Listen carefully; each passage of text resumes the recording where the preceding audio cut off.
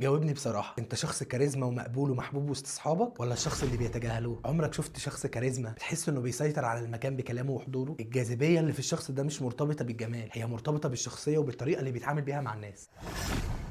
مبدئيا يكون عندك ثقة في النفس بس بدون غرور. الشخص الكاريزما مش لازم يكون كامل، بس بيكون واثق في نفسه ومتصالح جدا مع عيوبه. اتكلم بوضوح وما تترددش في التعبير عن رأيك، وما تخليش خوفك من نظرة الناس هو اللي يحدد تصرفاتك. الناس بتحب الشخص الواثق في نفسه جدا، مش اللي بيدور على رضاهم طول الوقت. البادي لانجوج بتاعك او لغة الجسد حاجة مهمة جدا. ابتسم بثقة بس ما تتصنعش الابتسامة، وحافظ على تواصل العين لما يكون في شخص بيتكلم معاك، وخلي وقفتك او حركتك بتدل دايما على قوتك الداخلية. 70% من التواصل مع الاشخاص اللي في حياتك بيكون غير لفظي. لو عرفت تتحكم في لغة جسدك هتبقى شخص مؤثر جدا في اللي حواليك. خليك شخص بيعرف يسمع. اغلب الناس بتحب تتكلم عن نفسها، لو سمعتهم بتركيز هتقدر تكسب قلبهم. وما تقاطعش اللي بيتكلم معاك، خليك دايما مهتم باللي بيقول، وردودك عليه لازم تبين انك فعلا مركز مع كلامه، مش مستني دورك عشان تتكلم. الشخص الكاريزما مش اللي بيتكلم كتير، بس اللي بيعرف يسمع بذكاء. اتكلم باسلوب يجذب الانتباه ليك، احكي قصص وتجارب شخصية تخلي كلامك ممتع ومؤثر. خليك شخص دمه خفيف بس بدون مبالغة او انك تقلل من نفسك. الناس بتحب اللي بيعرف يتكلم باسلوب حلو ومقنع. اهتم بنفسك وبشكلك، مش لازم يكون شكلك حلو، بس لازم تهتم بمظهرك وتهتم بنظافتك الشخصيه. لبسك لازم يكون مناسب ليك ومريح علشان بيعكس شخصيتك. ريحتك ونظافه سنانك بتفرق جدا في الانطباع الاول عليك. الشخص الكاريزما بيهتم بنفسه جدا لانه بيحترم نفسه. في النهايه الجاذبيه مش حاجه بتتولد بيها، هي مهاره انت بتقدر تطورها كل يوم. فاسال نفسك، انا فعلا الناس بتنجذب لي؟ ولو لا، ايه الحاجه اللي ممكن اغيرها في شخصيتي؟ انا لايف كوتش احمد الجرحي، وبقدم فيديوهات عن تطوير الذات. ما تنساش لايك وشير للفيديو